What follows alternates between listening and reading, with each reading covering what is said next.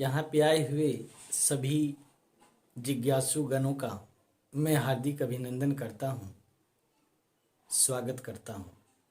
हमारा अभिनंदन स्वीकार करें। आज यहाँ सभी एकत्रित हुए जिज्ञासुओं के माध्यम से एक प्रश्न आया है कि जानने और मानने में क्या अंतर है। अगर हम किसी चीज़ को मानते हैं तो उसका क्या प्रभाव है, और अगर किसी चीज़ को मानते हैं तो उसका क्या प्रभाव है। हमें थोड़ा सा गहरे से विचार करना है कि किसी भी विषय के बारे में क्रमबद्ध रूप से जानना, इसी को वास्तविक जानना कहते हैं। जानने का अर्थ होता है अनुभव के आधार पर उसे जानना, उसकी अनुभूति। मानने का अर्थ होता है कि किसी ने कहा और हमने मान लिया, और जिसने जो कहा है उसकी हमें कोई अनुभूति नहीं है, लेकिन हम माने बैठे हैं क्योंकि उन्होंने कहा है, तो इसे कहते हैं मानना। मानने में अंधविश्वास का जन्म हो सकता है। अगर बगैर जाने किसी विषय को, किसी बात को अगर हम मान लें तो यह अंधविश्वास की श्रेणी में आ सकता है। इसीलिए हमारे महापुरुषों ने, संत सद्गुरुओं ने बताया है कि किसी भी विषय वस्तु के बारे में मानने से पहले हमें जानने का प्रयास करना चाहिए, क्योंकि जानने की प्रक्रिया विज्ञान की ओर ले जाती है और मानने की प्रक्रिया अंधविश्वास की ओर ले जाती है। इसी तरह अगर कोई किसी सत्य के बारे में कहते हैं कि सत्य क्या है, अगर कुछ भी कह दे और आप उसे मान लेते हैं तो आपको सत्य की अनुभूति नहीं होगी। सत्य के बारे में आप अंधविश्वास के शिकार हो सकते हैं आप। लेकिन अगर सत्य क्या है इसको क्रमबद्ध रूप से जाना जाए तो हम अनुभूति करके, अनुभूति के आधार पर हम सत्य को जान सकते हैं। और जानने और मानने में क्या अंतर है, एक दृष्टांत के माध्यम से आप समझ सकते हैं कि एक बार की बात है, अगर किसी ने आपको कह दिया कि मान लिया कि एक भैंस है, तो मान लिया जी, आप कह रहे हैं तो होगा। मान लिया कि वह 20 लीटर दूध देती है, तो मान लिया, आप कह रहे हैं तो देती होगी।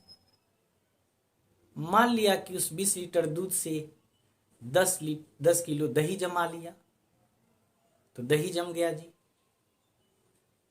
मान लीजिए उस 10 किलो दही से 2 किलो घी निकाल लिया,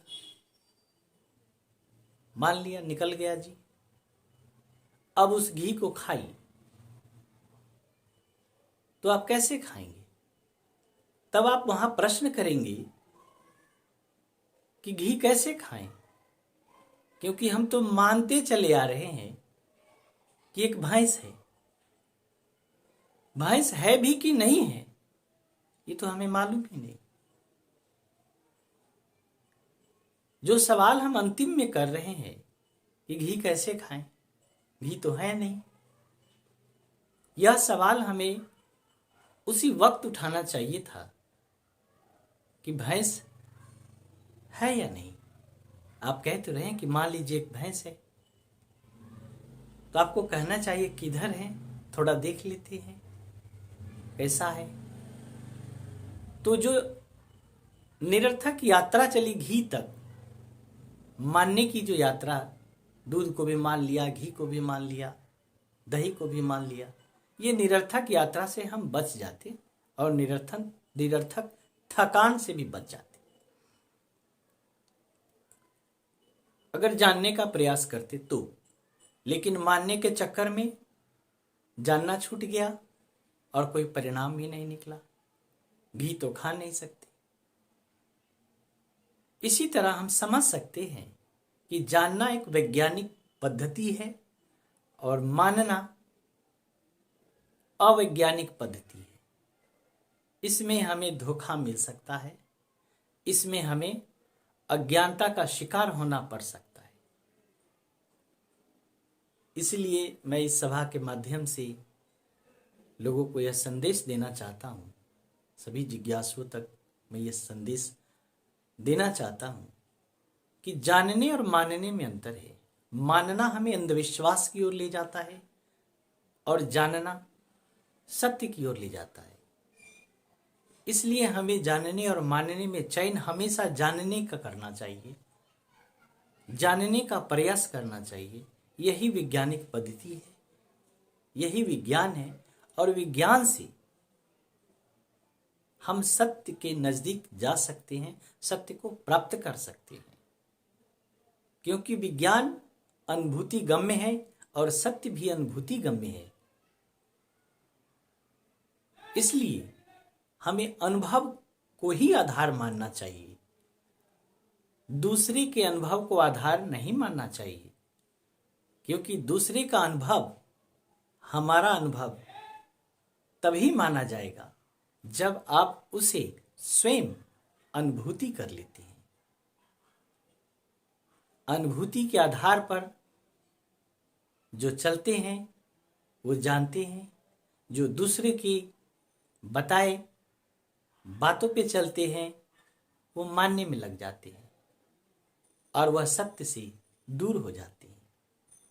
इसलिए जगत के सत्य को अगर हम प्राप्त करना चाहते हैं, जगत के सार को प्राप्त करना चाहते हैं, तो हमें जानने का प्रयास करना चाहिए, मानने से बचना चाहिए। आज इतना ही, इसी के साथ मैं अपनी वाणी को यहीं विराम देता हूँ।